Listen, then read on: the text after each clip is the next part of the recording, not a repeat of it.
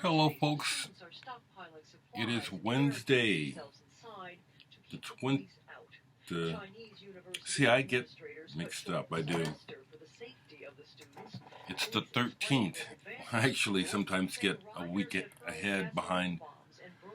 I've got the radio on because, you know, they're going to start the public hearings today on impeachment. What do you think is going to be accomplished? I know what I know is going to be accomplished. Absolutely nothing. The only thing going on is holding on to and acquiring more power. There's no one working for the benefit of the country, the people. This is all about personal gain. What a waste. I won't be listening or watching. Folks, I just want to let you know that I heard back from Brother Bob Burnside regarding my review of his latest CD. And of course I knew that everything was cool. He sent me some more of his CDs to give away. I'm happy to give these away. I'm going to say that I'm still not in a position where I'm flush to be giving away VCLT and just spending a lot of money on postage giving things away. But I have stuff to give. If you're interested and wouldn't mind paying postage to get some of this stuff, let me know. Apparently, right now, no one else is interested in buying any more of my music, which is fine. But I have stuff to give away besides Bob's. I've got some extra CDs I've told you about recently, where I've burned them, and other things where I, like Cloud Over Jupiter, I have a double of that. Just get a hold of me, you know, and if you want to pay postage, you know, to get some of this stuff, you can have some new music. I'd love to share it. Someone had mentioned, let me see if I can pull it right quick. Curve there, here we go. So I had, in my last video, I shared with you that I went to the Zymox, Clan of Zymox show, and I've been playing both of these on repeat the last few since the show because I had forgotten how much I really like this sound. I like it a lot. I'm not a goth. I'm not into goth, but I like what I like, and there's actually a fair amount of goth music that I like. I'm just not into that genre bullshit. But someone had mentioned that after me telling them about Zymox, that they checked them out for the first time, and they said that the band reminded them of The Cure. I can see that. I like The Cure. I liked The Cure early on. The Cure, when they came out of the box, I could hear right away, 10:15 Saturday Night, Killing an Arab, this album, that this band had something going on. The music is simple, but there's an essence. There's an internal, maybe you could say it's an internal belief coming from Robert Smith about what he's up to that comes through. These songs are really good, and they hold up. This is a great debut album. This is an original. I bought this when it came out. The Cure is a band that I don't follow, though. I haven't seen them live. It costs too much money to see them these days. I wouldn't mind seeing them live. It would be about the same as Zymox. It'd be like, well, if I saw them and got to see them perform the music live, it would probably just reinforce how much I love the music. I've had a bunch of Cure records that I've sold, almost all of them. All I have left is the first album, their first few singles, and I have Let's Go to Bed. And I have Boys Don't Cry on 12-inch.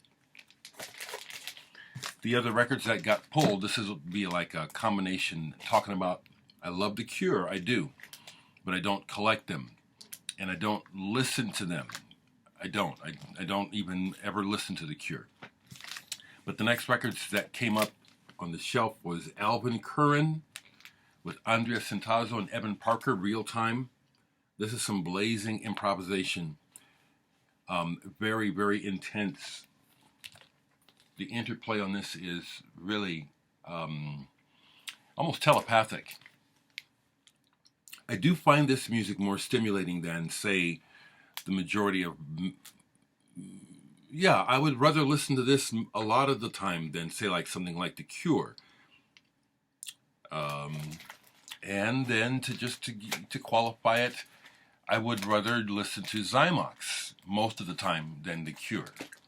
Just my personal preference. The next thing, and I forgot to pull, I've got the Peter Newton. Peter Newton's Sleeps with the Fishes album. He was an original member of Zymox. I had meant to pull that to show, but I do have it. That's a wonderful album. But the next thing that was on the shelf, Couple. This is actually two members of Wire that put this out. Like this for ages. It's a really cool 12-inch, just a very, very neat sound. Very neat. Wanted to share that. Someone asked me about Queen, and I'll respond for a second. I think that I have a good bullshit detector in that I recognize when something is good, whether or not I'm drawn to it.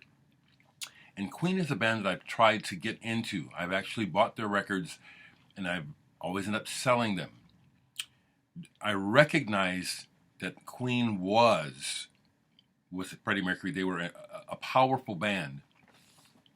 The style that they played does not impress me. But I understand their power and their appeal. I watched Live Aid live when it happened, and when they played Radio Gaga and the audience responded, I felt it. I got a rush and I cried. I recognize greatness, but I know what I like, and I don't care for Freddie Mercury's voice. People calling them now one of the greatest rock bands of all time. Well, when you talk about public appeal, I can't argue with that. But there are a lot of bands that no one knows about that are really much, much greater than Queen. And you don't even know about them. That's what I have to say. You know, the biggest monstrous stars in the world are not the best. I don't think in any genre the most well-known artists are the best. I don't think that's true ever. I don't. So that's what I want to say about Queen. Other big artists, like, for example, Toto. Toto is have been doing this big final tour. I've never bought a single record by them, but do I recognize that they're excellent musicians, that they could play circles around me and I probably couldn't hold a candle to their musicianship? I recognize that, you know. But the music they make is ubiquitous. You cannot escape it, and it just loses a lot of its value as a result. That's why I can't listen to stuff like the Eagles. And frankly, Led Zeppelin, because I can't escape it. To me, it's ludicrous in 2019 to live in a town where you turn on the radio and I'm still encountering two stations playing Led Zeppelin at the same time. That doesn't make no sense to me. They're not that good. So that's what I want to say in general about big stars and what I see as the mainstream. And someone asked, so I'll try to answer this. I don't know what it was. Someone asked me, do you have any advice for young bands? I'm the wrong person to ask because I've always been enchanted by music. I have a hippie mind when it comes to music. Everyone with any common sense will tell you that if you're going to get involved in being in a band, you need to approach it as a business to be realistic. And they're right. I got involved in music when it was still innocent to me. I mean, I was, the 60s, a lot of that stuff that was happening for the first time. And so that's what's important to me. So to me, if anyone asks me, what do I say to young people? I say, do it for the music, start. Or know what it is you're in it for. If you're in it to make it big or you want to be successful, then approach it like a business. And look at what your assets are and look at what it is you have to offer. You don't have to be good to be successful. You know, you just have to be willing to play the game and have what they want.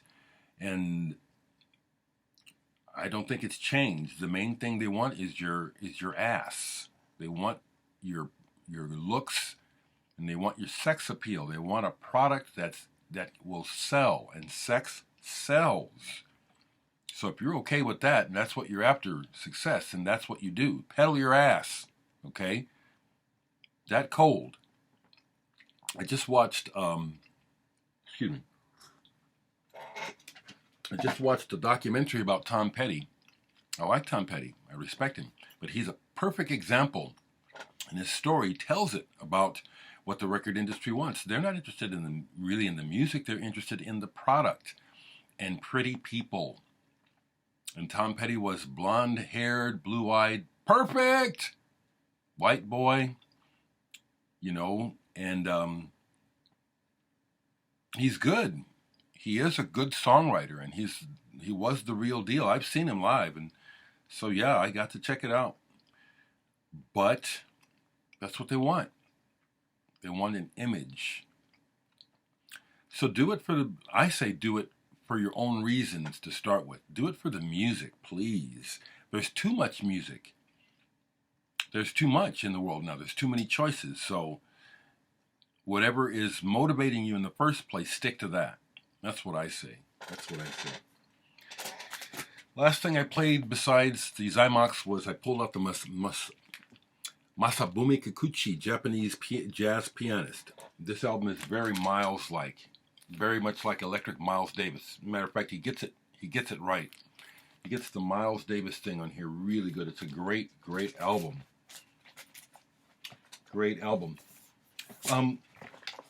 Also, Bob, when he sent me this latest batch of CDs, he sent me some vinyl.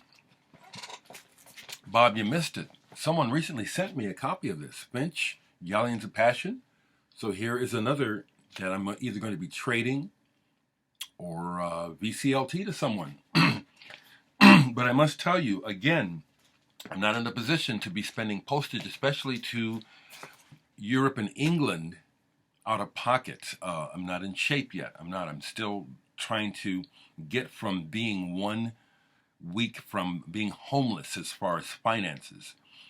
A lot more people than would care to admit it are living like close to me or worse, where you have just enough money to keep going, but if something major happens, you are shit out of luck.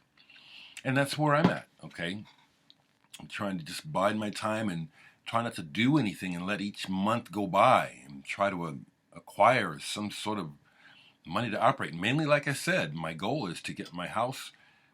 I could take this out and show you the woodwork and the windows where the wood is rotten and stuff. And it's like, it has to be, I have to save the house. So, like I said, last pitch.